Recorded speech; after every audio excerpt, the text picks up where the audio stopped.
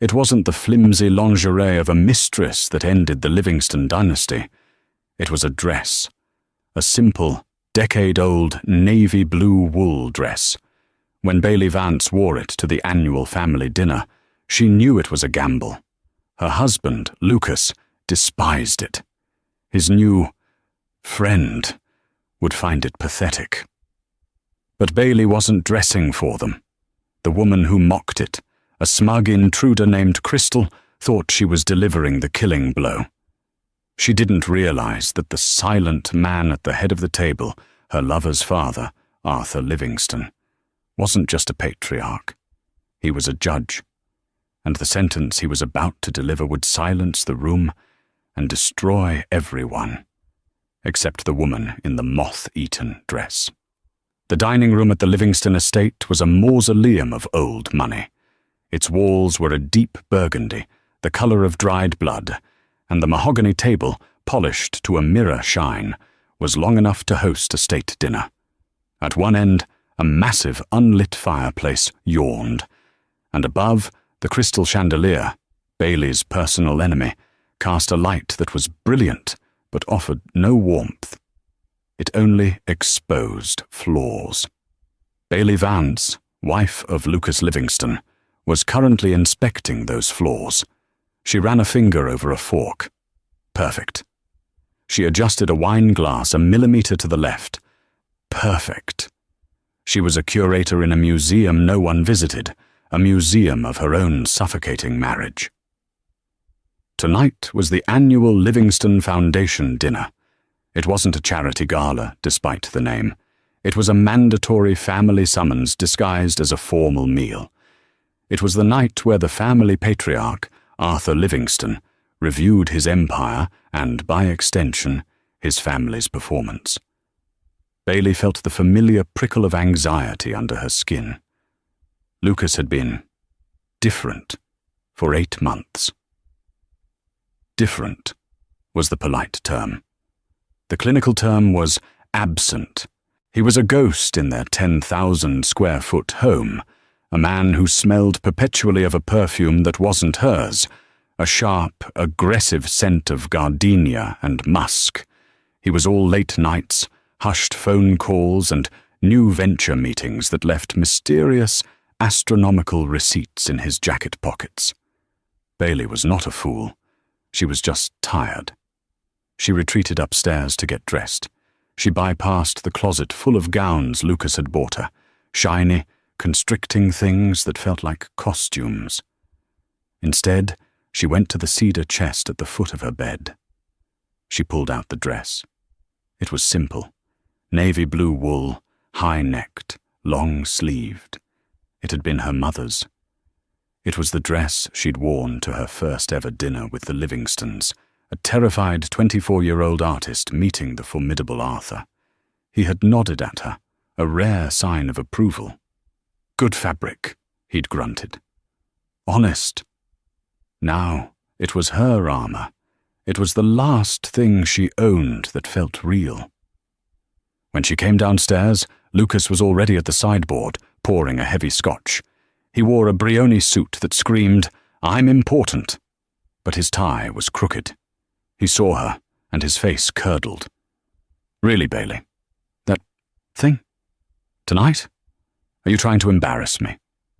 "It's a classic," Bailey said, her voice flat. "It's warm. It's a funeral shroud," he snapped, taking a gulp of his drink. "My father expects a certain image. You look like the help." "The help is wearing designer aprons I selected, Lucas. They look lovely," she retorted. He glared, about to argue, when the chime of the grandfather clock echoed through the hall. 7 p.m. The guests would arrive any second. "Whatever," he muttered, adjusting his cuffs. "Just stay quiet tonight. Don't bore Olivia with your pottery class stories, and don't try to impress father. You're not good at it."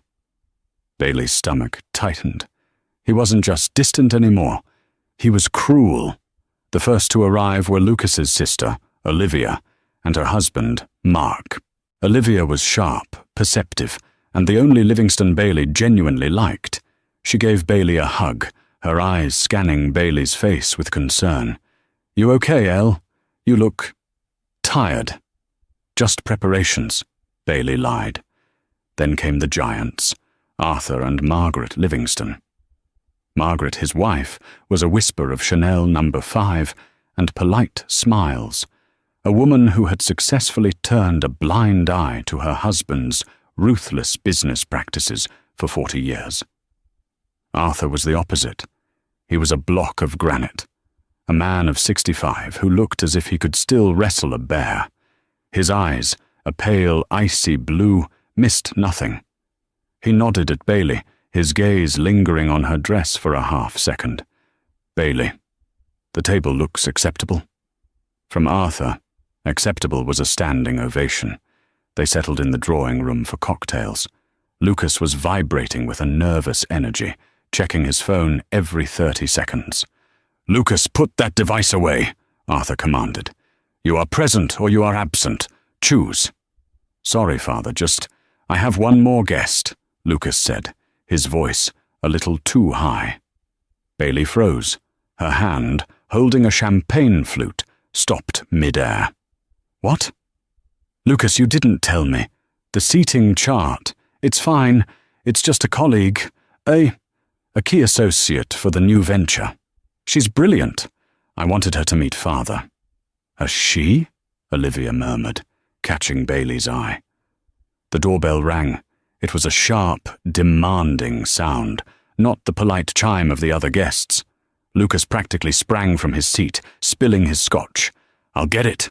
He hurried to the grand foyer, leaving a strained silence in his wake. Bailey could hear his voice, suddenly warm and intimate. "You made it. You look incredible." And then she heard the answering laugh. It was a sound Bailey knew. She'd heard it, faintly, through his phone late at night. A tinkling, arrogant sound. They appeared in the doorway of the drawing room. The woman was everything Bailey was not. She was perhaps 28, poured into a blood-red dress that seemed held together by sheer audacity. Her hair was a raven-black cascade, her lips were a matching red, and her eyes, sharp and dark, were immediately, dismissively, on Bailey. She was dripping in diamonds that looked new, and on her wrist was a Cartier love bracelet. Bailey knew, with the cold certainty of a death sentence, that she was wearing the gardenia and musk perfume. "Everyone," Lucas announced, his arm possessively around the woman's waist. "This is Ms. Crystal Morgan, my business partner. Crystal, this is my family." Crystal's eyes swept the room, calculating. She smiled at Arthur.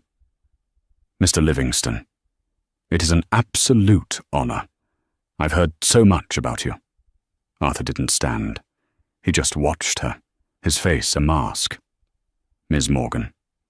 Crystal then turned her high-wattage smile on Bailey. It didn't reach her eyes. "And you must be Bailey. Lucas has told me a little about you." "Welcome to our home," Bailey said. The words tasted like ash. The logistics of seating the uninvited guest were an immediate, agonizing power play. There was no place card for Crystal Morgan. The table was set for 6. "Oh, goodness," Crystal said, feigning embarrassment as she surveyed the perfect table. "Lucas, you naughty boy, you didn't tell them I was a sure thing? I feel like I'm crashing." "Nonsense," Lucas said, beaming at her. He turned to Bailey, his smile vanishing. "Bailey, fix it. Get another chair." Bailey felt the heat rise in her face. He was ordering her, like the help he'd accused her of resembling. Before Bailey could move, Arthur spoke. "Don't be absurd." The room snapped to attention. "We will not have staff pulling up a folding chair," Arthur said, his voice like gravel. "Olivia, you and Mark, move down one. Ms. Morgan will sit between you and me." It was a masterful, terrible move. Crystal had clearly intended to sit next to Lucas, who was seated opposite his father. Now she was not only separated from her partner, but she was placed directly under the patriarch's scrutinizing gaze. Lucas's face fell, but he didn't dare argue. Crystal, to her credit, recovered quickly. "Oh, how wonderful! I get to sit next to the man himself." The dinner began. The staff, trained by Bailey to military precision, served the first course, a lobster bisque. It was silent, save for the faint click of silver on porcelain. Crystal, however, was not built for silence. "This house is just divine," she gushed, speaking to Arthur but projecting for the whole table. "So much. History. Lucas tells me it's been in the family for generations. It must be so much work to maintain all this old stuff." Margaret Livingston's painted-on smile twitched. "We find it comfortable, Miss Morgan." "Oh, absolutely." Crystal laughed, waving her fork. "I'm just a modern girl. I like things new, sleek. You know, out with the old, in with the new. That's my business motto." She winked at Lucas, who blushed like a schoolboy. Bailey felt a cold dread settle in her stomach. This wasn't a colleague. This was a declaration of war. Crystal wasn't just here to meet the family. She was here to replace her. Olivia leaned slightly toward Bailey, whispering under the cover of a sip of wine. "That woman is an infestation. Are you breathing?" Bailey just shook her head, focusing on her soup. Lucas, meanwhile, was playing the role of the devoted businessman. "Father, Crystal has been an absolute miracle for the new venture. We're projecting 40% growth in the first quarter." "She's a shark." "A shark?" Arthur repeated, his tone unreadable. He looked at Crystal. "And what precisely is your field, Ms. Morgan? New ventures is a remarkably vague term." "Digital integration, branding, synergy," Crystal said, rattling off buzzwords. "We're streamlining the acquisitions pipeline for Livingston Holdings, taking legacy assets and making them, well, profitable." "I see," Arthur said. "You make old things profitable." "Exactly. You see, Mr. Livingston, the problem with old money, no offense, is that it gets sleepy. It needs new blood. It needs someone willing to take risks, to be disruptive." As she spoke, she placed her hand on the table. It was a few inches from Arthur's. Her nails were long, red talons. Bailey watched, mesmerized, as Crystal's hand then moved to Lucas's. It was under the table. They thought they were being subtle, but the table's mirror-like polish betrayed them. In the dark reflection of the mahogany, Bailey could see Crystal's fingers intertwine with her husband's. Bailey's breath hitched. A small, involuntary sound escaped her lips. Every head turned. "Are you all right, Bailey?" Margaret asked, her voice tinged with polite annoyance at the interruption. Bailey's eyes were locked on the damning reflection. Lucas snatched his hand back, knocking his water goblet. Water, ice cold, flooded the tablecloth, darkening the white linen as it rushed toward Bailey. "Oh, clumsy me," Lucas yelped, grabbing napkins. But Crystal was faster. She grabbed her own linen napkin, and, instead of tending to the spill, she began dabbing at Bailey. "Oh, Bailey, darling, you look like you've seen a ghost," Crystal cooed, her voice dripping with fake concern. She wasn't helping. Her dabs were aggressive, almost like slaps. "So flustered. You must be exhausted from all this." Bailey recoiled, pushing Crystal's hand away. "I'm fine." "Are you sure?" Crystal said, leaning in. Her gardenia and musk scent was suffocating. "It's just, I get it. Hosting is so stressful, and you're trying so hard." She sat back, her eyes doing a slow, deliberate scan of Bailey, from her pulled-back hair down to her shoes. "I mean, goodness," Crystal said, her voice carrying across the now silent table. "That dress." Bailey froze. "Lucas, darling, you never told me Bailey was so frugal." Lucas, who was still mopping up water, mumbled. Crystal, don't.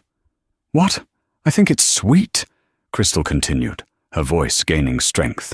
It's so quaint. Is that vintage, or is it just old? It looks a little, forgive me, moth-eaten around the edges. The room temperature dropped 20 degrees. Olivia's glass stopped halfway to her lips. Margaret's face went rigid. Bailey felt the blood drain from her face. The dress. Her mother's dress. My goodness! Crystal ploughed on, now sensing she had the floor. She looked at Lucas, pouting. Lucas, honey, you really must take her shopping. You can't have the lady of this magnificent house looking like a governess. A woman in your wife's position should be wearing, well, something from this decade. It just looks sad. Tears, hot and blinding, sprang to Bailey's eyes. She'd been called invisible. She'd been called boring. But sad? That, combined with the mockery of her last link to her mother, was a blade in the chest. She looked at her husband, pleading. Say something. Defend me. Tell this viper to be quiet. Lucas just stared at his wet plate. He gave a weak, terrified shrug. He said nothing. Bailey was completely, utterly alone. The chandelier's light felt like an interrogation lamp. I, Bailey stammered, pushing her chair back, intending to flee. Sit down, Bailey. The voice was not loud, but it cut through the humiliation like a diamond cutting glass. It was Arthur. Bailey froze, her hand on the arm of the chair. She looked at her father-in-law. Arthur Livingston had not moved. His hands were folded on the table. His bisque was untouched. He was not looking at Crystal. He was not looking at Bailey. He was staring, with an almost bored intensity, at his son. Lucas, Arthur said again, his voice terrifyingly calm. Lucas jumped, his head snapping up. Yes, father? Miss Morgan has a great many opinions, Arthur said, slowly articulating each word. Opinions on this house, opinions on this family's sleepy money, and opinions on my daughter-in-law's wardrobe. Crystal, sensing a shift, tried to backtrack. Oh, Arthur, I was just teasing. Girl talk. You know how it is. I do not, Arthur said, turning his icy gaze on her. I am not a girl, and you are not teasing. You are, Miss Morgan, in my home, at my table. And you are, by my estimation, an incredibly stupid woman. Crystal's jaw dropped. The smugness evaporated, replaced by a flush of angry disbelief. I beg your pardon. Pardon denied, Arthur said.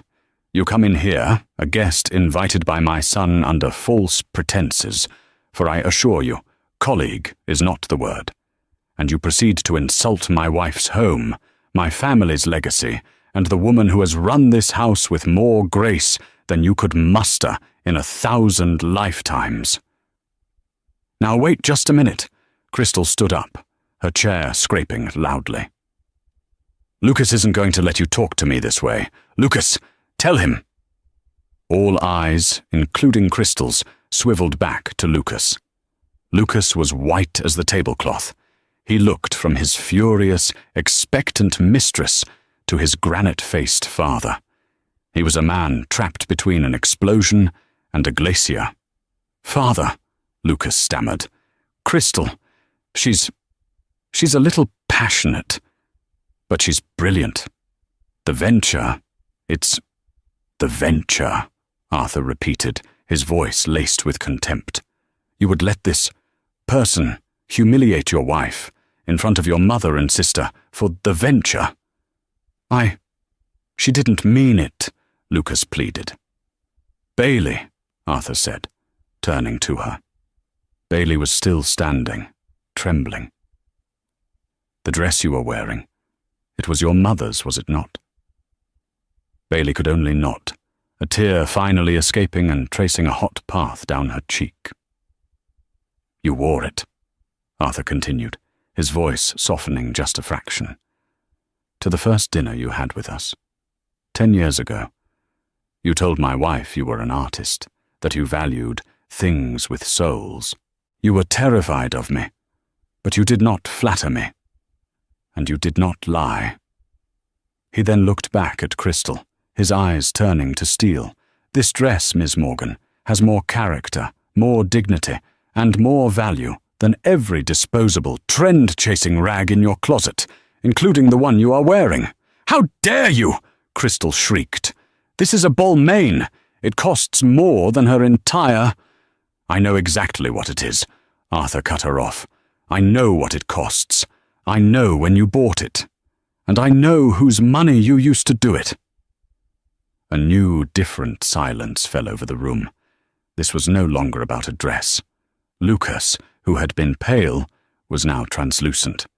"Father, what are you talking about? I gave Crystal a bonus for the venture, for her good work." "A bonus," Arthur mused. He reached into the inside pocket of his suit jacket. He didn't pull out a wallet. He pulled out a single, folded sheet of paper. He snapped it open and laid it flat on the table. "You are a fool, Lucas," Arthur said, his voice dropping to a near whisper, which was somehow more terrifying than a shout.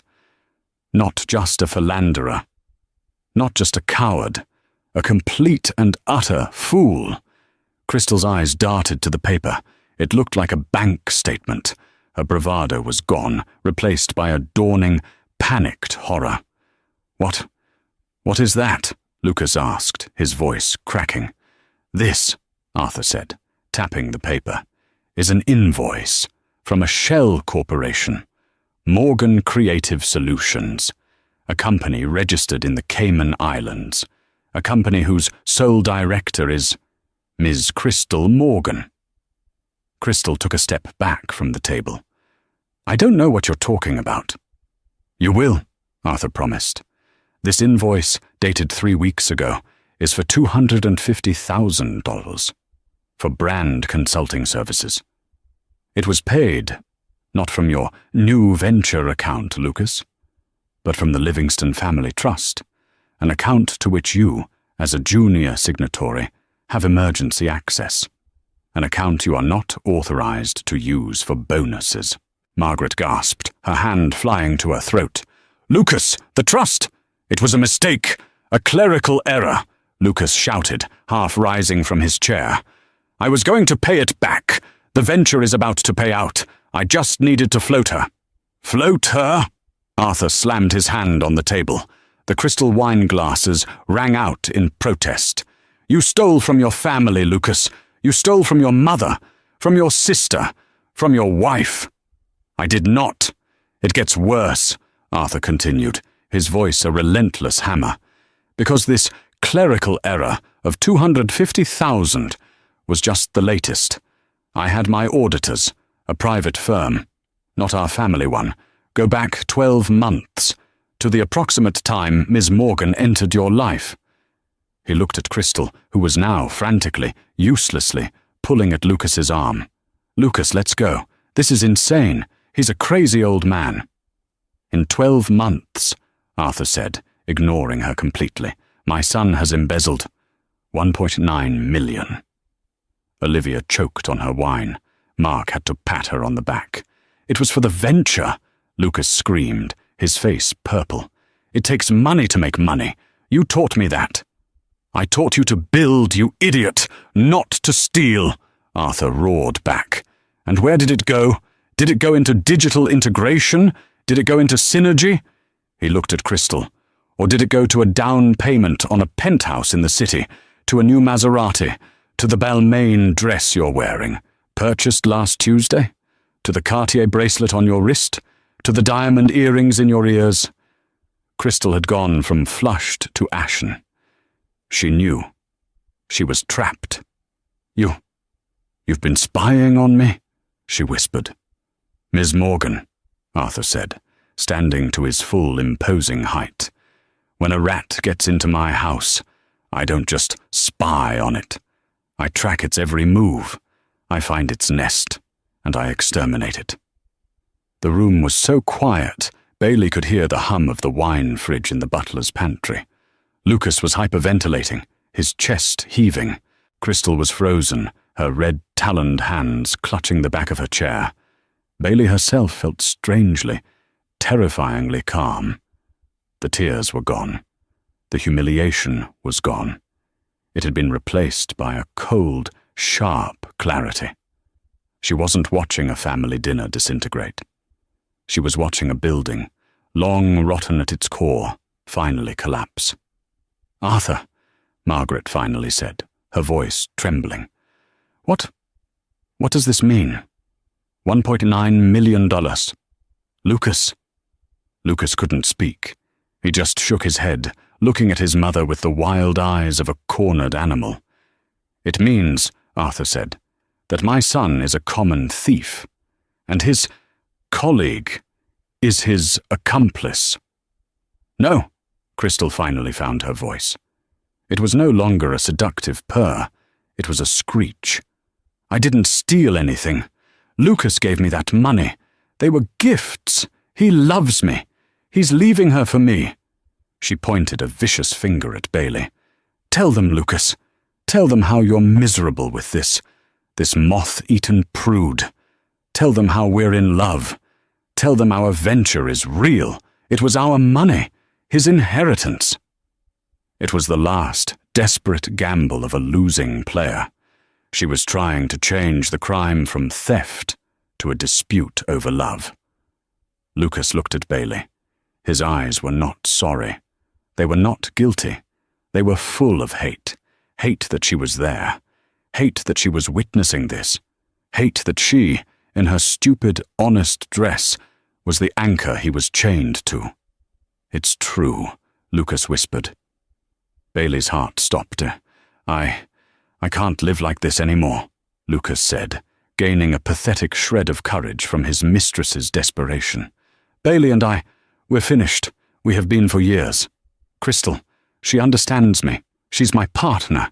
The money was an investment in our future." "Your future?" Arthur repeated, his voice dangerously soft. "You think you have a future?" "Yes, you can't stop me," Lucas snarled, finally standing up to his father, but for the worst possible reason. "I'm taking my share of the trust and I'm leaving with Crystal. You can have your museum, and you can have her." He gestured at Bailey with a final, dismissive wave. Arthur Livingston watched his son's pathetic mutiny. He let the silence stretch, letting Lucas's defiant words hang in the air, unwanted. Then Arthur smiled. It was not a pleasant sight. It was the baring of teeth. "Your share?" Arthur said. "Lucas, you have been a junior partner at this firm for 10 years. You have sat on the board. Did you not read the trust charter? The one your great-grandfather wrote in 1953? "What about it?" Lucas snapped. "The morality clause," Arthur said simply. Lucas's face went blank. What?" "The Livingston Family Trust, Article 4, Section 2, Arthur recited from memory, as if reading a death warrant. "Access to the principal is contingent upon the beneficiary remaining of sound moral character. This includes, but is not limited to, avoidance of public scandal, criminal conviction, and acts of profound personal disloyalty or dishonor that bring the family name into disrepute." That's archaic," Crystal scoffed. "That wouldn't hold up in court." "It has been challenged twice, in 1971 and 1994, Arthur replied, his voice booming. "It has been upheld by the state Supreme Court, twice, embezzling $1.9 million from the family itself, and bringing your paramour into the family home to publicly humiliate your wife. I believe a judge would find that profoundly dishonorable." Lucas collapsed back into his chair. He wasn't breathing. "You have no share, Lucas," Arthur said. "You have no future. You have no venture. As of this moment, you are suspended from the board. Your access to all company and family accounts is frozen. Your corporate cards are cancelled. The car you drove here will be retrieved by my driver tonight." "You can't," Lucas whispered, tears of pure terror now streaming down his face. You can't. I'm your son. I'm your only son." "No," Arthur said, the granite finally cracking to reveal something colder beneath. "You are a liability. I am a businessman. I am cutting my losses." He then turned, with a terrifying finality, to Crystal. "Ms. Morgan." Crystal, who had been watching Lucas's future evaporate, turned to him, her eyes wide with fear. "You have 30 seconds to leave my house," Arthur said. "You will leave the earrings, the bracelet, and the keys to the Maserati on the hall table. They are assets bought with stolen funds. If you do not, I will have my security. Mr. Henderson is right outside the door. Detain you for theft." This is insane." Crystal looked at Lucas. "Lucas, do something."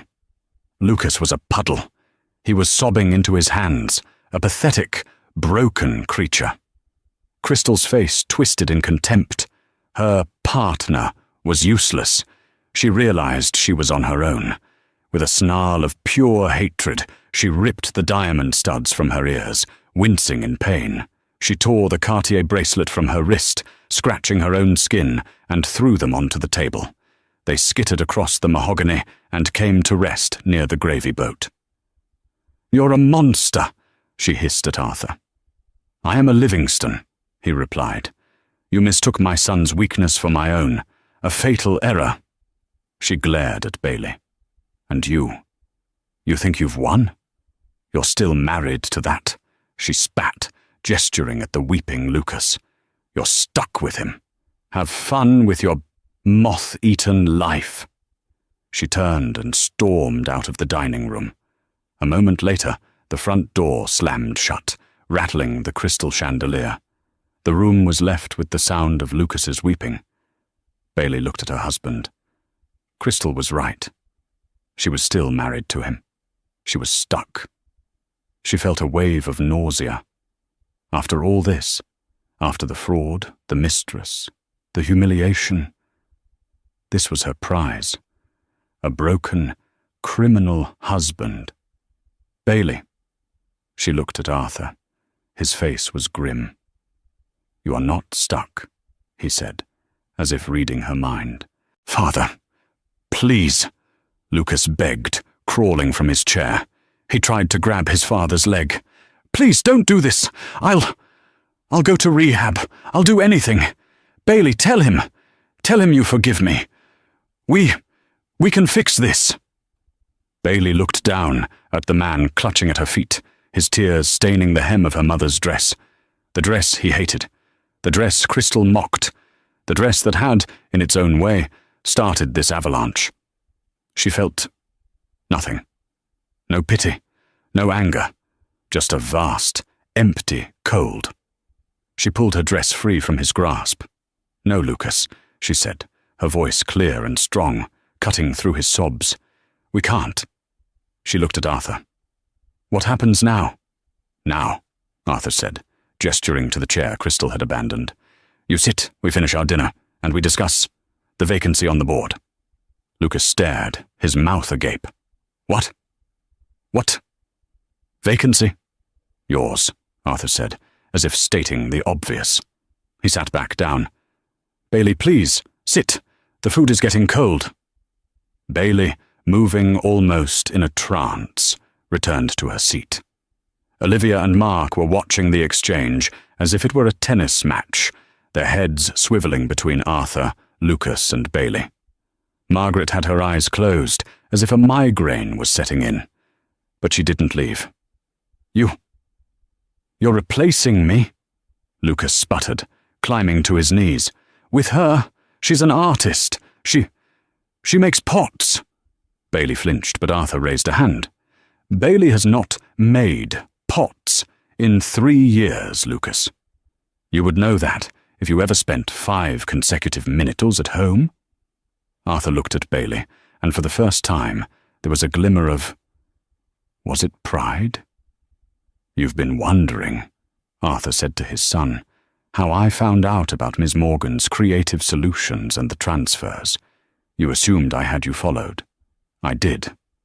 But they only confirmed the affair. They didn't find the money."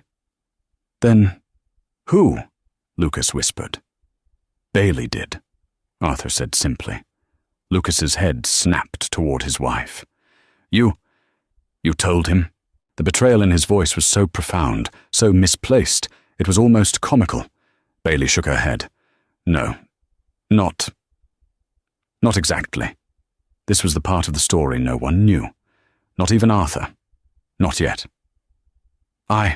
Bailey began, finding her voice. It was rusty, but it was hers.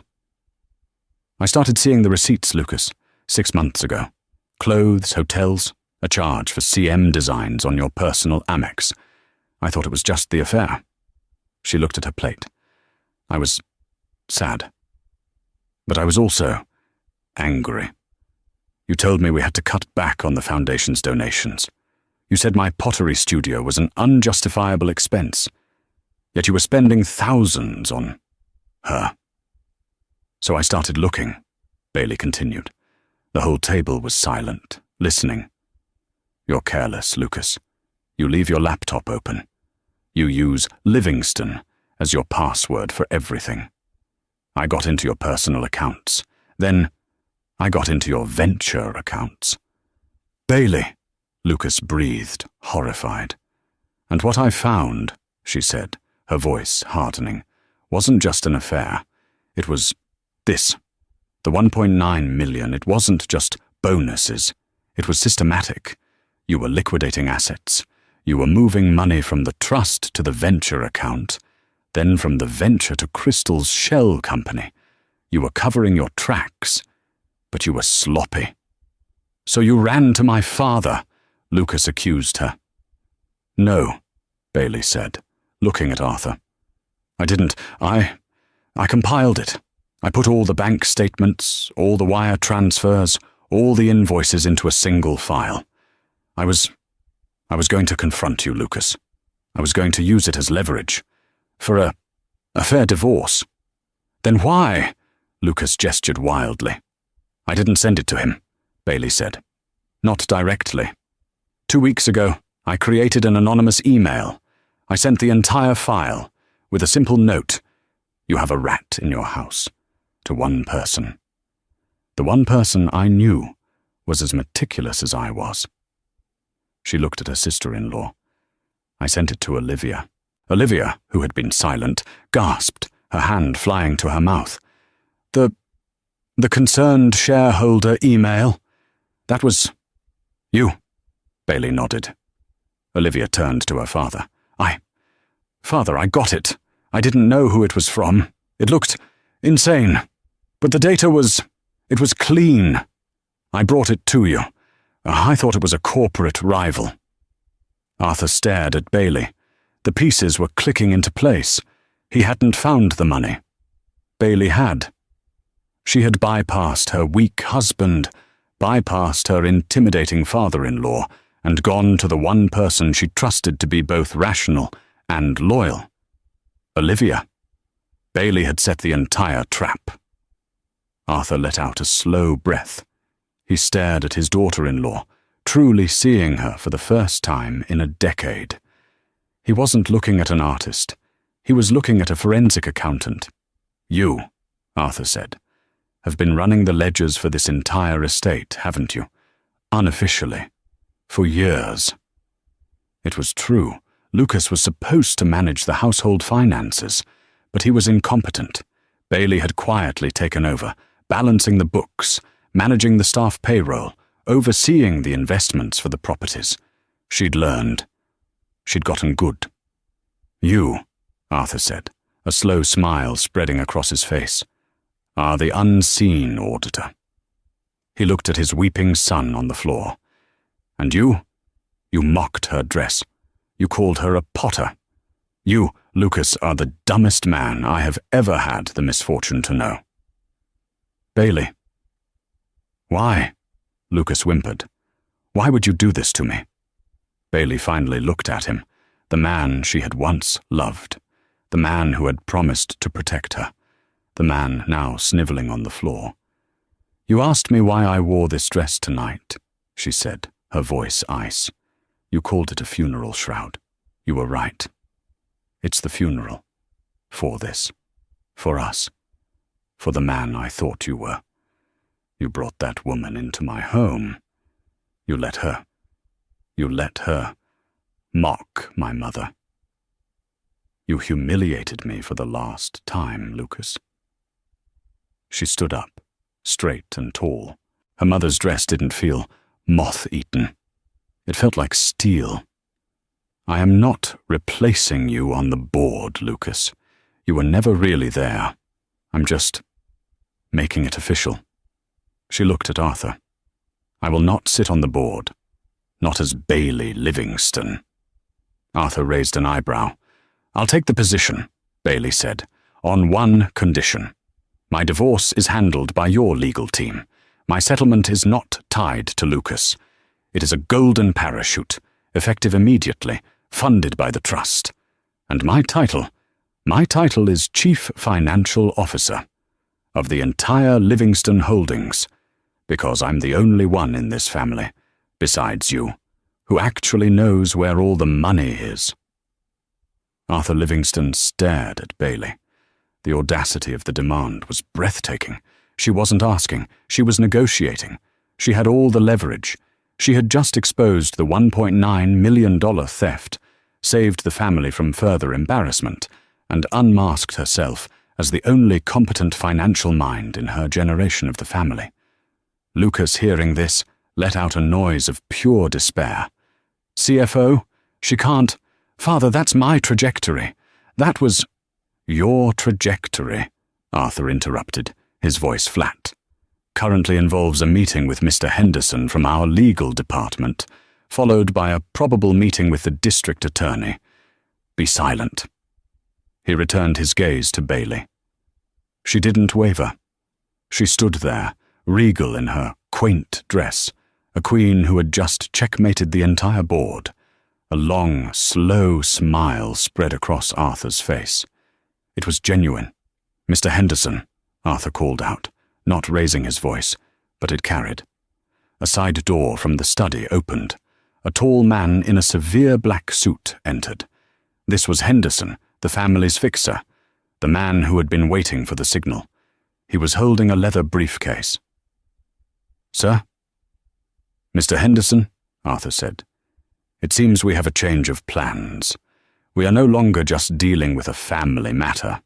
We are dealing with a recruitment." He gestured to Bailey. "Mr. Henderson, I'd like you to meet Bailey Vance. She will be our new acting CFO, pending board approval, which I will provide." Henderson's eyebrows shot up, but he was a professional. He nodded. "Ms. Vance?" "Mr. Henderson," Bailey replied, her voice firm. "And Mr. Henderson," Arthur continued, "you will also be handling Miss Vance's divorce from my son. I want your top litigator on it. She is to be well compensated for her services to this family.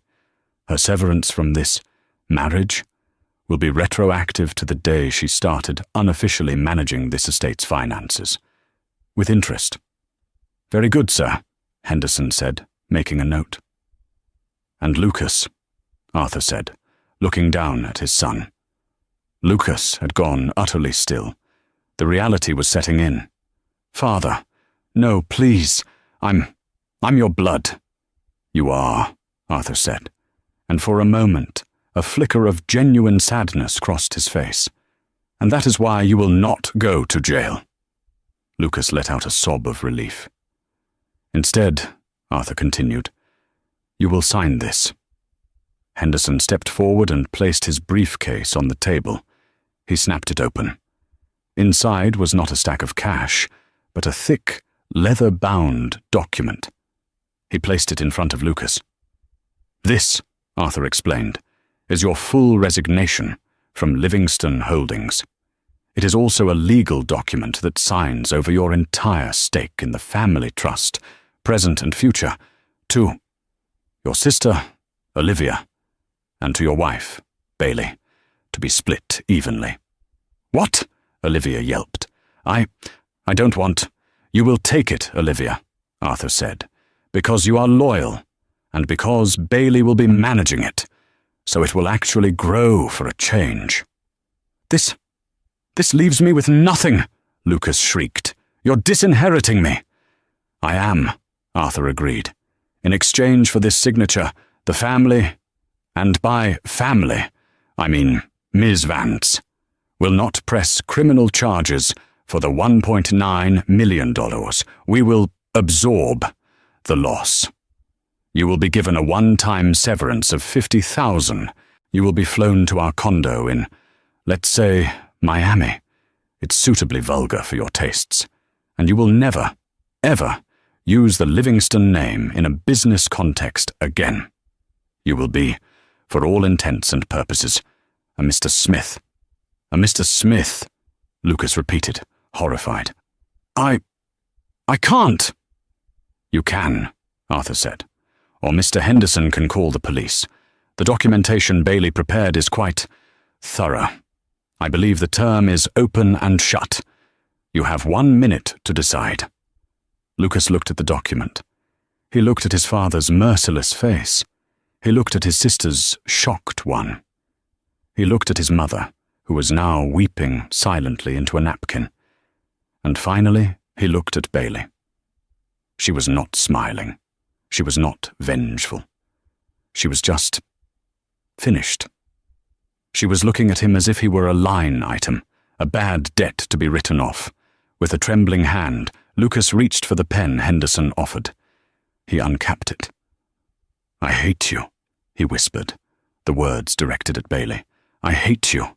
You did this." "No, Lucas," Bailey said quietly, as he began to sign his life away. "You did.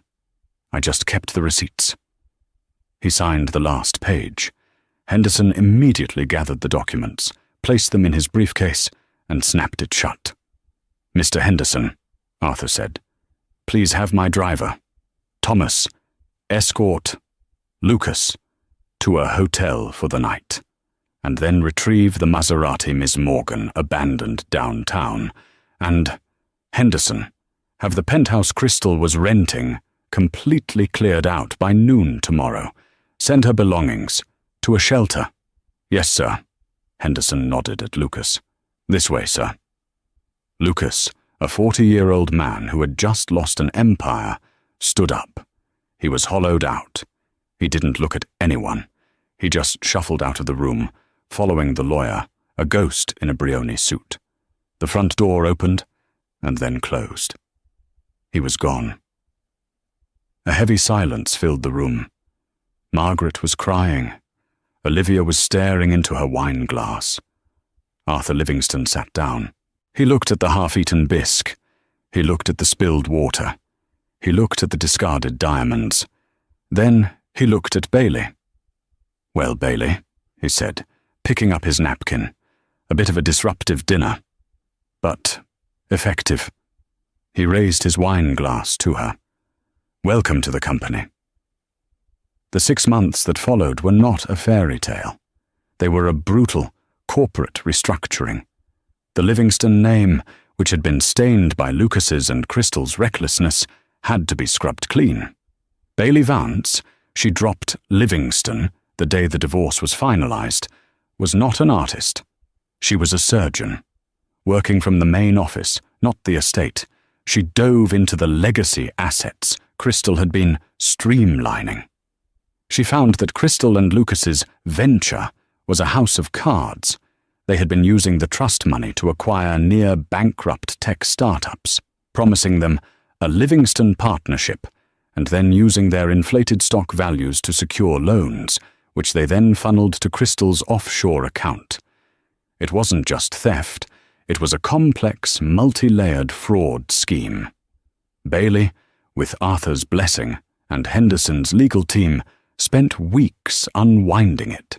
She saved 2 of the startups, cut 3 loose, and managed to reclaim, through aggressive litigation against Crystal, nearly $1.1 million of the stolen funds. Crystal Morgan, it turned out, was not as smart as she thought. She had kept meticulous records, believing they were her insurance against Lucas. Instead, they became her conviction.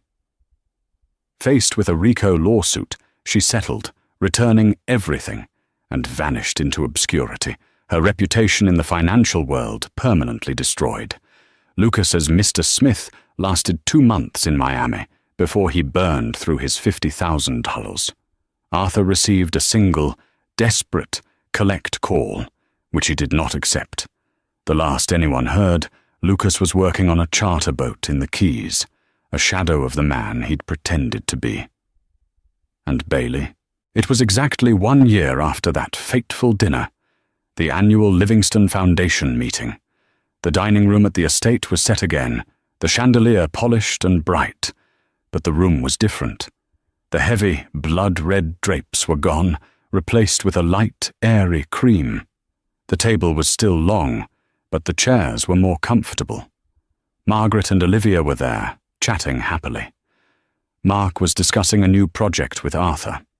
Bailey arrived last. She wasn't wearing a power suit, and she wasn't wearing her mother's dress. She wore an elegant, modern, navy blue silk dress. It was hers. She was radiant.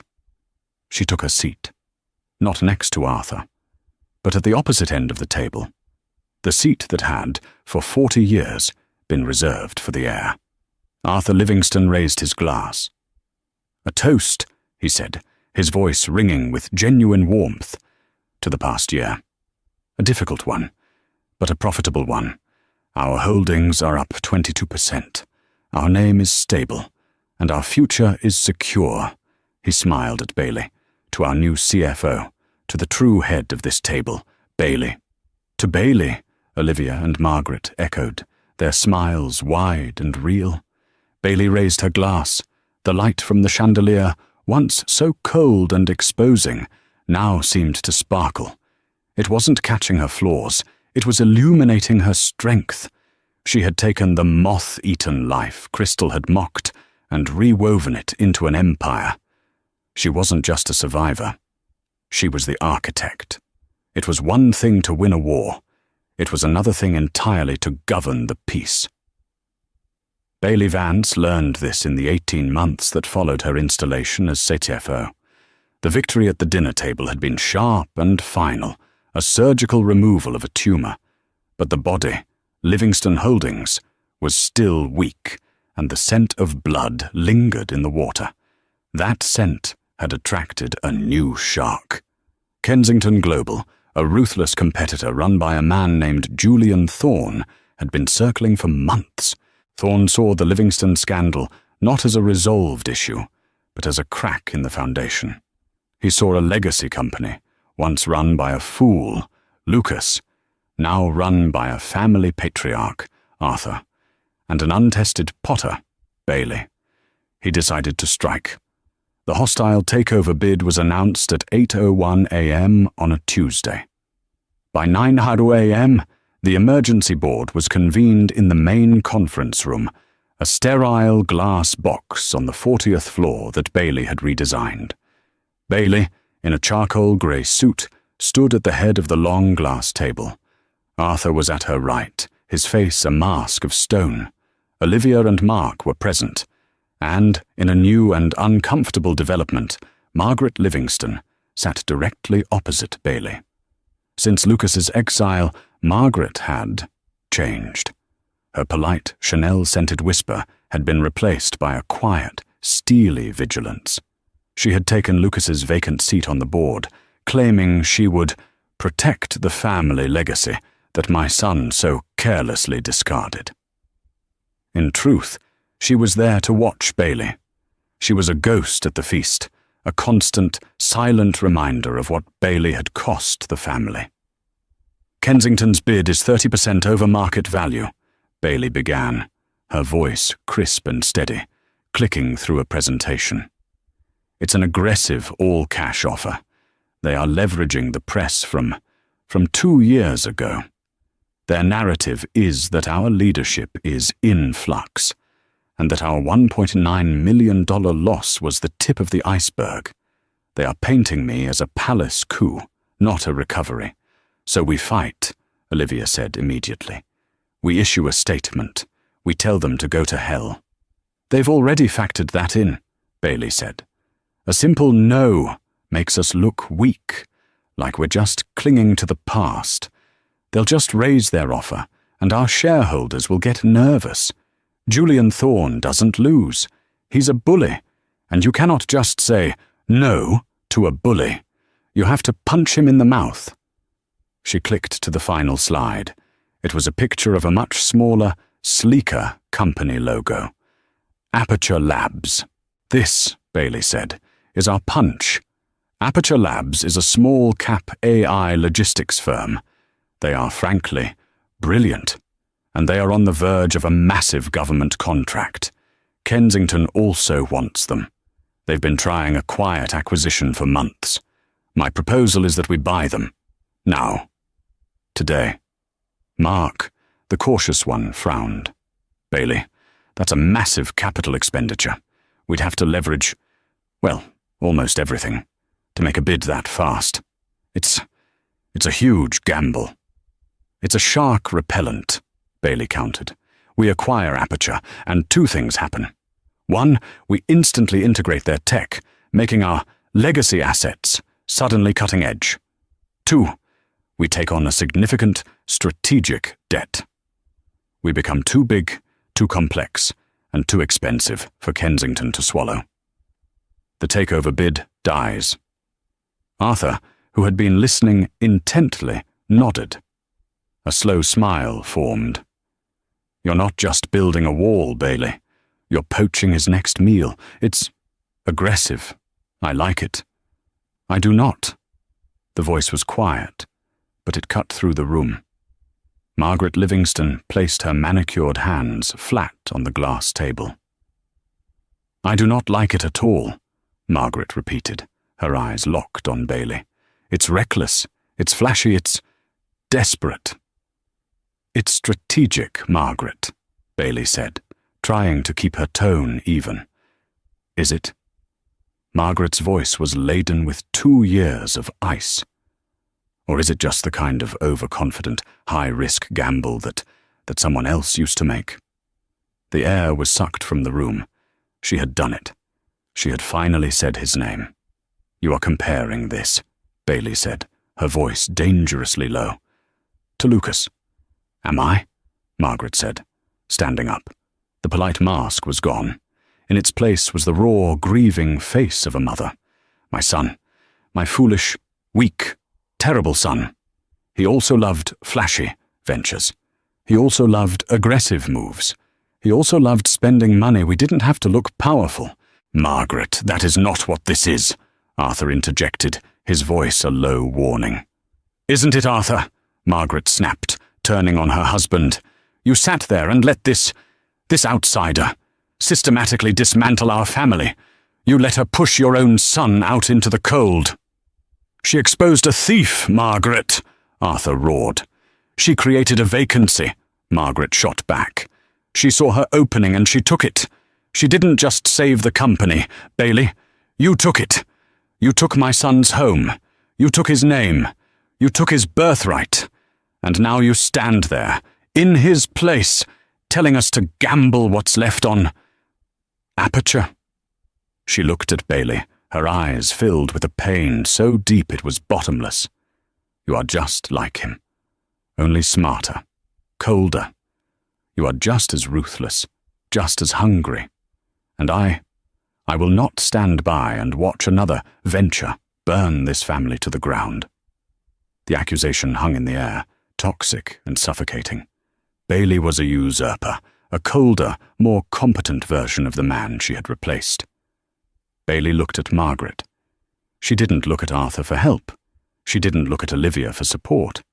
She just stood at the head of the table, absorbing the hatred. When she spoke, her voice was not angry. It was exhausted, and it was final. You are right about one thing, Margaret, Bailey said quietly. I am hungry, I am ruthless, and I am cold. I am everything this company needed when your son was setting it on fire to warm his mistress. She stepped away from the screen and walked until she was standing directly in front of Margaret. Lucas was a gambler. A gambler, by definition, has no plan. He just throws the dice and prays.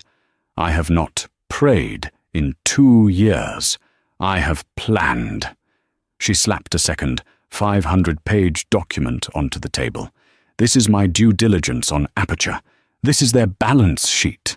These are the projections. This isn't a flashy venture. It's the future. Your son, my ex-husband, stole $1.9 million to buy diamond earrings and a life he didn't earn. I am leveraging our assets to acquire a firm that will increase our value by 40% in 3 years, while simultaneously protecting us from the wolf at the door. She leaned in, her voice dropping to a whisper. You have every right to mourn your son. You are his mother. But I am the CFO, and I will not let your grief, your willful blindness, be the thing that finally does what Lucas and Crystal couldn't. She straightened up. I am not him. He took. I build. And I am building our defense. Now. Today. She looked at Arthur. I'm calling the vote. Margaret was pale, trembling, but she held Bailey's gaze. The hatred was still there, but it was now laced with a new, terrifying respect. Arthur looked at his wife. Margaret. Margaret stared at Bailey for a long, 10-second silence. Finally, she gave a single sharp nod. Vote. All in favor of the Aperture acquisition, Arthur said. 4 hands went up. Arthur's, Olivia's, Mark's, and Bailey's. Margaret sat still. Then, slowly, as if it weighed 1,000 pounds, her hand rose too. The motion passes, Bailey said, her voice devoid of triumph. She had won. Again. But as she watched Margaret deflate, she realized the truth. The battle against Lucas had been easy. He was a fool. The battle against Margaret. That was a war she would have to win every single day for the rest of her life.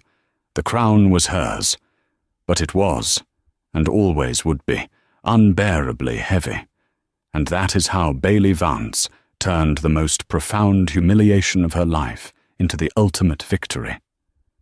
She proved that class isn't about the price tag of your dress, and power isn't about the name you're born with.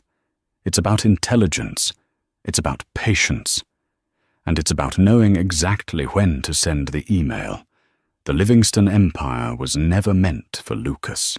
It was just waiting for a real boss. What do you think of Arthur's brutal decision? Was it perfect justice, or was he too cold, even to his own son? And what about Bailey's masterful play?